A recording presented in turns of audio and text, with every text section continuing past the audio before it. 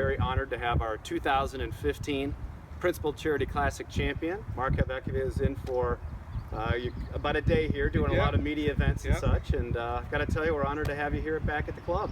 It's always nice to be back. It's one of my favorite places for sure, and Des Moines included. It's definitely our favorite city, and we always love coming back. So definitely be looking forward to the tournament next month. Fantastic.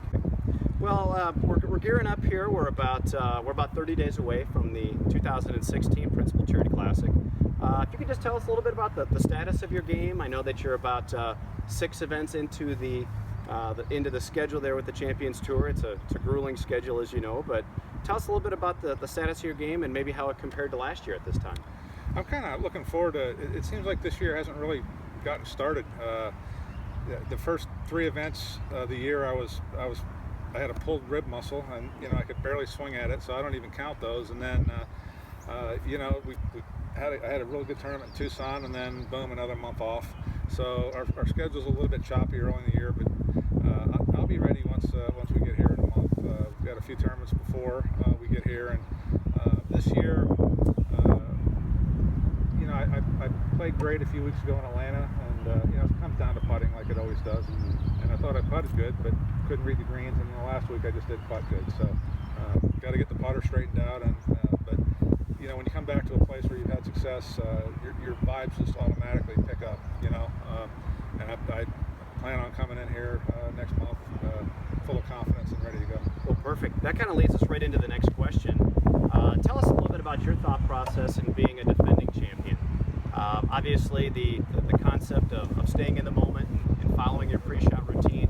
Talk a little bit about how you tie off of that based on being a defending champion and maybe pulling off some of those positive vibes maybe when a bad shot arises. Right. That's a good question. When you come to a place that you are defending champion, I have good thoughts all the way around the course. I played right from the first hole. I played the first hole good every year, and I've just every hole I really like out here. I really enjoy. Some more than others, but I do really enjoy the golf course and its challenges that it has. It has some holes that I look to birdie, and other holes that I just look to par. And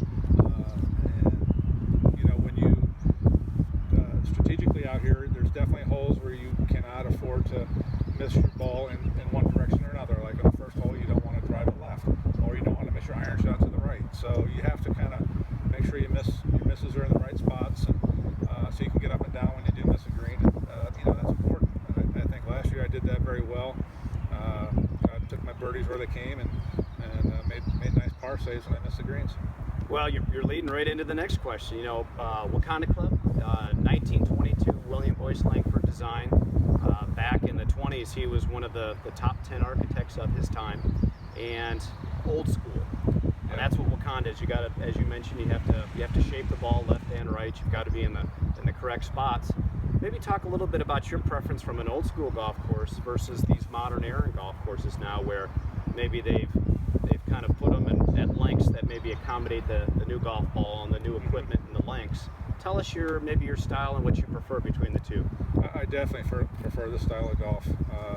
I've always been a big fan of tight tree-lined courses, as opposed to a course that's just huge and big and wide, where you don't really even have to focus on where your drive's going to go or which direction you have to shape it. You literally just get up there and swing at it.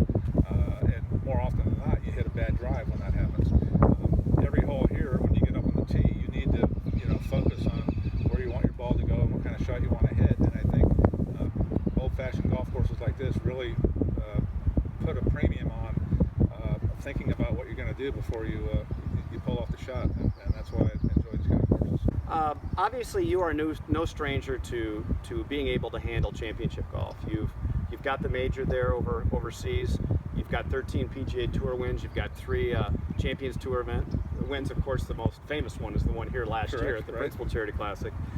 If you could just talk a little bit again about staying in the moment versus maybe drawing on those positive experiences. And more specifically, we're going to talk about the last 3 holes here at Wakonda, 16, 17, and 18. Maybe tell us your thoughts on those. Well, those 3 holes, I think 16 is the hardest hole of the 3, I think, because the green is usually really firm.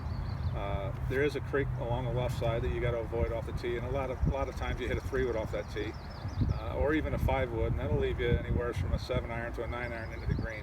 And the green, like I said, is one of the firmest on the course, where the ball, it almost slopes away from you and a little to the left, where the ball will release to the left and to the back of the green. So it's hard to get your iron shot close in that hole. 17 and 18, 17 straight downhill, so it's tough to gauge the distance of your iron shot. But it's generally somewhere between a 7-iron and a 9-iron to that front right pin.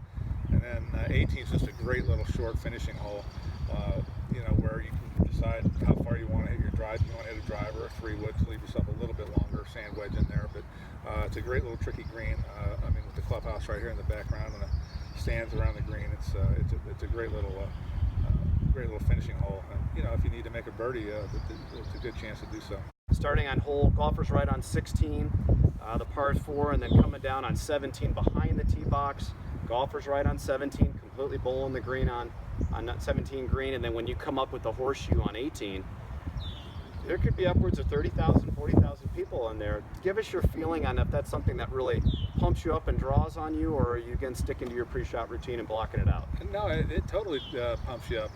When you get up, especially when you get up to 17 tee and you see all those people and everything's surrounded, and that green sitting down there. I mean, you want to hit one in there. Close. Get the crowd going. Get the crowd going. Yeah, especially if you're in the hunt and you're having a chance to win the tournament. I mean, that would be a great feeling. I think Greg's done a fantastic job organizing that, and I'm really looking forward to seeing it and seeing how it plays out. But I know there's going to be some refreshment stands there, and I think the crowd will be all ramped up and ready to go. And it's going to be a really cool finish to the event. Excellent. Do you have a favorite hole at Wakonda? One that just maybe suits your eye perfect and kind of feast or famine? I probably do. Let me think of it here. I'll tell you in a second. Put you on the spot. Yeah, I do like all of them. Probably for me, my favorite hole is either 11, just because I like the fact that you can't see the green and it kind of slopes away from you a little bit. The pin is usually generally, you can't really move the pin around too far there, but it's a fun wedge shot if you hit the fairway. Another fairway is very important to hit. I also like 13, the par 5. It's usually reachable in 2. It helps to hit a cut off the tee because the fairway slopes right to left. And again, you can see the pin for your second shot, but you know where you need to hit your 3-wood and try to roll it up there on the green. And it's a good chance if you hit 2 great shots to make an eagle. And I think that holds a lot of fun as well. There's no stranger that you and your family are very philanthropic. You've given back to the game in so many charitable manners, and that's something that we're all very grateful for. If you could speak just a little bit about the PGA Tour Wives Association, which I think is something that's important to you. Maybe we have an opportunity to learn a little bit more about it. They do an amazing job. Every week they will go do the Habitat for Humanity, or they will go visit children's hospitals, or they will raise money for what have you. They just are always getting together trying to figure out ways to raise money for various different charities any given week, and I think they do a fantastic job. I mean, we've had 9-hole golf tournaments where the husbands actually caddy for their wives to raise money for it. We had a bowling tournament one time, which was even funnier. So I just all kinds of different fun events that the wives put on that I think they do a fantastic job helping support us not only out here, but also to support the tournaments and the various different cities we go to. That is fantastic. What a great cause. Well, on behalf of the entire membership at Wakonda Club and everybody here in Des Moines, we cannot say thank you enough for joining us on this April day. We know you've got a very busy schedule. We know that the RV might be pulling out here tomorrow morning, but it's an absolute honor. We're very excited to see you in another 30 days, and maybe we can have this chat again after another 2016 victory. I would love to come back and do this again. Thank you. Absolute pleasure.